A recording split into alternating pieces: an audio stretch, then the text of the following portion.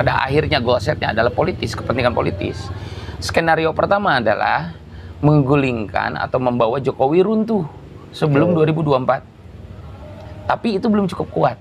Wadah yang nantinya akan memunculkan 1 atau 2 nama capres, the next presiden di 2024. Oke. Latihan ya pada negaranya. Justru orang-orang yang cuek, orang-orang yang seolah-olah tidak melihat Indonesia ini sebagai rumah kita bersama. Ketika ada sesuatu yang harus diperbaiki, tidak diperbaiki, ya justru ini yang harus kemudian lebih diperbaiki daripada orang-orang yang mungkin lebih perhatian kepada negaranya. Ketika ada satu orang yang menganggap bahwa negara ini sedang tidak beres, maka mencoba untuk dibereskan. Cuma persoalannya cara membereskan ini beres atau membuat kacau atau seperti apa ya? Ini kan negara demokrasi, tentu boleh berpendapat. Ya betul. Oke, bener gak? Nah betul. Kalau saya minta pendapat Anda secara jujur, ente tensinya lebih kemana? Ini gerakan moral atau gerakan politik? Jujur ya, karena kan ini boleh kan? Ya, ini saya berbicara sebagai masyarakat biasa ya. Assalamualaikum warahmatullahi wabarakatuh. Hamdan syukron lillah, amma ba'd. Salam sejahtera untuk kita semua. Semoga kita tetap berada di jalur yang diinginkan oleh Allah dan diridhoi oleh Allah Subhanahu wa Ta'ala. Di malam yang insya Allah berkah ini, karena tadi malam kita sudah melewati tahun baru untuk umat Islam, 1 Muharram ya. Mudah-mudahan dengan tahun baru ini akan menjadi negara yang baldatun thayyibatun wa rabbun ghafur. Amin ya Allah ya rabbal alamin. Sahabat-sahabat sekalian, pada malam hari ini saya ingin menyapa dulu sahabat saya yang mungkin udah beberapa kali hadir di channel Manusia Plural, sahabat Fahmi Guna Priyono ya. Atau akrab disebut Mio. Nggak tahu itu asal usulnya di mana dan saya tidak akan menanyakan itu. Nggak penting. Nah, Bung, ini Indonesia ini lagi rame, Bung. Kemarin itu katanya ada kami koalisi untuk menyelamatkan Indonesia. Oh iya. Bung, tahu gak, Bung? Tahu. Okay. Lagi rame itu, lagi rame. Itu seberapa sakitkah Indonesia sehingga harus diselamatkan? Terus kemudian sakit keras kayaknya. Kemudian Bung, bagaimana menurut pandangan Anda? Apakah itu pandangan yang ideal atau memang itu ada gerakan politik tuh di sana? Kan narasinya untuk melengsarkan Pak Jokowi katanya. Narasinya ya. Ya, tujuannya untuk melengsarkan Jokowi. Katanya kan. Nggak tahu. Menurut Anda sebagai mahasiswa yang aktivis lah, bisa dikatakan aktivis, itu seperti apa, Bung? Langsung aja sambil santai ya, kita lagi ngopi aja nih. Ya, pengen sapa dulu ya. Bismillahirrahmanirrahim. Assalamualaikum warahmatullahi wabarakatuh. Waalaikumsalam warahmatullahi wabarakatuh. Sebelumnya saya ucapkan terlebih dahulu jazakumullah hasanal jasa bagi sahabat-sahabat yang sudah subscribe. Oh, kalau kata Kang Ujang. Ujang lagi yang dibawa Kang Ujang lagi. Ya, semoga sahabat-sahabat tetap waras, tetap bergas, suki beras, barangnya kasering keramas, tuntas. Amin. Ya, pada malam yang berbahagia ini, berbahagia. Santai ya, ini santai. Santai lah, santai. Oh ya, saya ucapkan juga selamat tahun baru Hijriah. Terutama sekarang kita sudah menginjak 2 Muharram ya, atau masih 1? 2 ya? 2 Muharram sekarang. Ya. Semoga di tahun ini kita mendapatkan keberkahan dari Allah Subhanahu wa Ta'ala. Amin. Dan asa yang kita bawa dari tahun lalu, tahun ini kita tercapai asanya. Ya, menyikapi soal isu dan juga yang beredar di media tentang kami ya, koalisi aksi menyelamatkan Indonesia. Waduh, selamatkan Indonesia nih. Selamatkan tuh. Penyelamat ya. jadi ratu adil ya. Jadi ratu adil itu seseorang yang turun untuk menyelamatkan satu kaum gitu.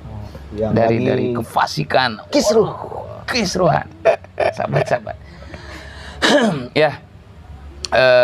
Sebenarnya yang saya lihat ini, saya berbicara dari personal ya, perspektif personal ya. Perspektif personal. Jadi saya melihat gerakan ini dapat dikatakan gerakan yang berbau-bau. Gerakan yang berangkat dari sebuah keresahan ya. Saya sempat baca-baca beberapa literatur. Jadi gerakan ini berangkat dari sebuah keresahan masyarakat yang didengar oleh para politisi, para pengamat politik, para aktivis-aktivis sosial dan lain-lain. Nah, gitu. Jadi untuk menyelamatkan bangsa ini dari berbagai permasalahan yang sedang diidap oleh bangsa ini. Jadi banyaknya permasalahan hari ini menggugah rasa nasionalisme lah ya, kebersamaan ya. Iya. Dalam meruntuhkan. Lalu kemudian gerakan ini menjadi mengkristal menjadi sebuah gerakan yang nyata dalam satu wadah yang bernama KAMI, Koalisi Aksi Menyelamatkan Indonesia. Ini bagi saya pribadi multi tafsir lah ya gerakan ini. Apakah ini merupakan gerakan moral, apakah gerakan politik. Namun saya akan membedakan dari kedua gerakan tersebut mungkin ya. Jika kita melihat gerakan politik, saya kira ini belum dikatakan matang lah kalau gerakan politik. Belum gitu. Dikatakan matang maksudnya? Ya karena kalau untuk gerakan politik ini kan baru dugaan-dugaan kemana nih goal setnya. Nah kan jelas gitu. Meruntuhkan Jokowi. Nah kan itu baru dugaan. Ya kan, dugaan-dugaannya. Adapun gerakan moral berangkat dari keresahan permasalahan hari ini. Itu gerakan moral. Karena kalau kita lihat dari perspektif konstitusi, melihat hari ini kan Indonesia sedang kekosongan kekosongan oposisi lah. Meskipun dalam konstitusi tidak ada itu namanya oposisi, nggak ada. Karena sistem kita presidensial, jadi nggak ada oposisi gitu kan. Namun esensi daripada oposisi tersebut justru hadir ketika sistemnya koalisi seperti ini, membentuk koalisi karena adanya presidensial threshold, adanya juga parliamentary threshold. Dan ini yang menghadirkan adanya penebalan kata oposisi maupun pemerintah. Namun tidak ada dalam konstitusi itu oposisi. Nggak ada. Nah hari ini kalau kita katakan, kalau boleh dikatakan oposisi itu merupakan Partai Keadilan Sejahtera atau PKS, nah ini lemah karena cuma satu. Kan gitu. Nah, mungkin kalau kita lihat dari perspektif politis, mungkin saja gerakan ini untuk mengisi posisi sebagai kubu oposisi. Gitu ya. Namun kan kalau saya lihat ini gerakan ini meskipun dikatakan oposisi, ini tetap partikelir. Jadi tidak masuk ke dalam parlemen. Ya. Kan gitu. Tetap di luar kan. Di luar parlemen kan gitu. Nah, ini menjadi hal menarik karena gerakan ini akhirnya menafsirkan satu gerakan politis akhirnya. Saya membaginya ke dalam 3 skenario. Gerakan ini kalau saya lihat dari skenario pertama, jikalau memang dilihat dari perspektif politis, pada akhirnya goal setnya adalah politis, kepentingan politis. Skenario pertama adalah menggulingkan atau membawa Jokowi runtuh sebelum 2024. Tapi itu belum cukup kuat. Dan penggantinya sosoknya siapa nih? Nah, itu yang pertama. Yang kedua bisa jadi ini menjadi sebuah wadah yang nantinya akan memunculkan 1 atau 2 nama capres, the next presiden di 2024. Nah, lalu kemudian gerakan ini nantinya akan menjadi sebuah alat untuk dipinang. Jadi Oke. ketika gerakan ini memunculkan satu nama yang populer di 2024, gerakan ini akan dipinang oleh partai politik nantinya. Itu. Dan yang ketiga, skenario ketiga adalah mungkin saja ini hanya gerakan moral belaka saja. Tidak ada tujuan untuk politik. Kepentingan politis seperti itu tidak ada, meskipun memang di dalamnya itu ada yang bilang ya, bukan saya yang bilang. Ada yang bilang, sekali lagi, barisan sakit hati. Oke, tapi Ada Pak Gatot iya, Nurmantio. kan jelas kan Ya, orang-orangnya. kalau kita lihat dari perspektif politis seperti itu kan. Makanya saya tadi membedakan dulu. Kita bisa melihat gerakan ini sebagai gerakan politis, bisa gerakan moral. Kalau gerakan moral itu tadi berangkat dari keresahan. Tapi memang kan penting di negara demokrasi untuk hadirnya oposisi itu ya penting untuk supaya bisa stabil gitu loh. Betul. Tidak seenaknya penguasa itu. Lalu kalau misalkan pun kita melihat ini koalisinya kan menarik ini ya, namanya koalisi aksi menyelamatkan Indonesia ya. Nah, lalu apa yang harus diselamatkan? Kalau kita lihat dari perspektif gerakan moral, mungkin keresahan ini adanya ketidakberesan dari pemerintahan saat ini mengelola negara, terlalu jauh menyeleweng dari undang-undang, kan seperti itu katanya.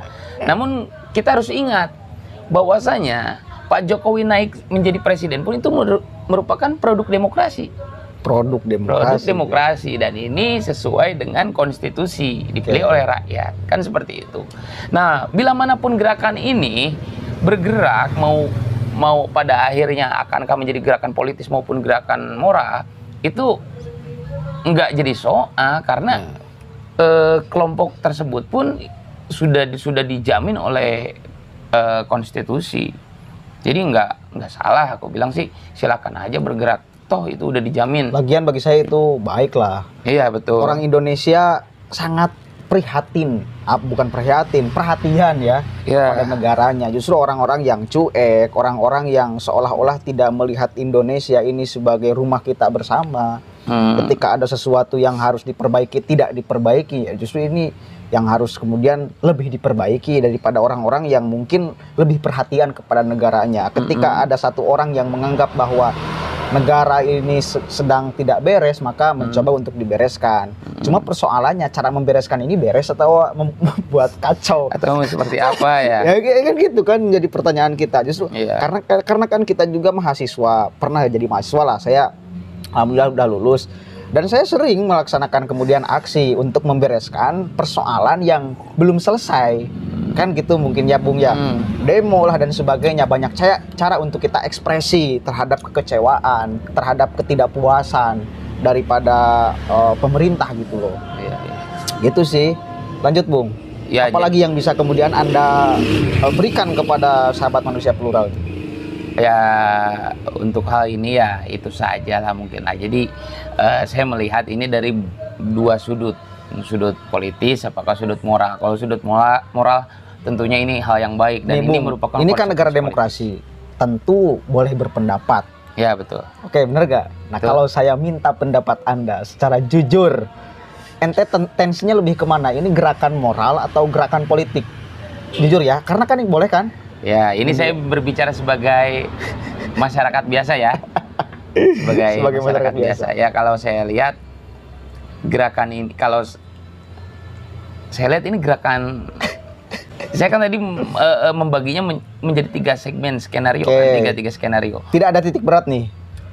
Ada titik beratnya. Ini asa condong ke gerakan politik atau gimana?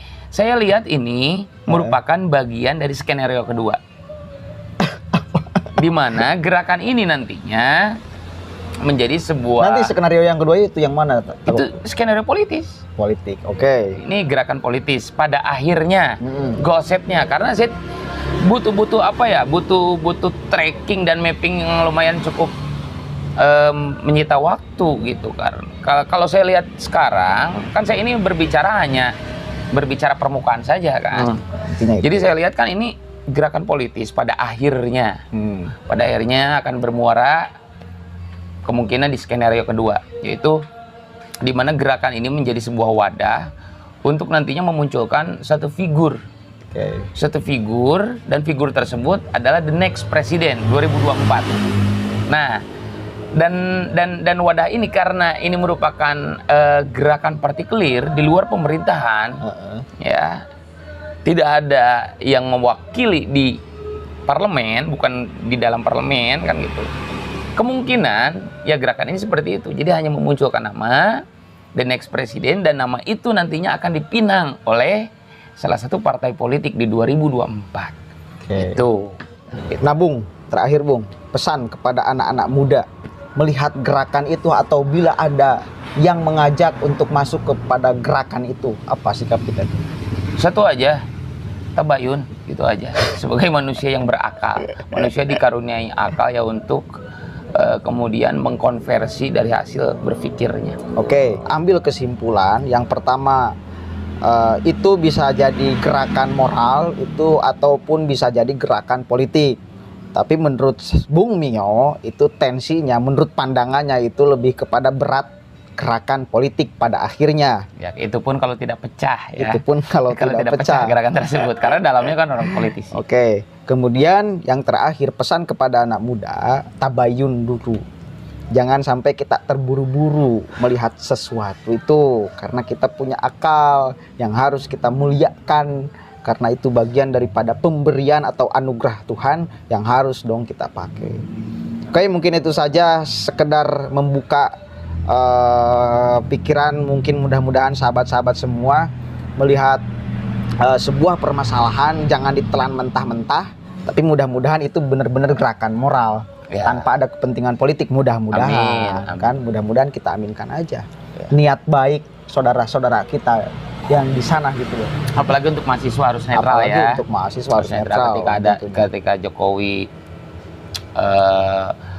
mengeluarkan kebijakan pro rakyat, kita dukung. Jangan membawa tendensi Pilpres tahun kemarin, kan gitu.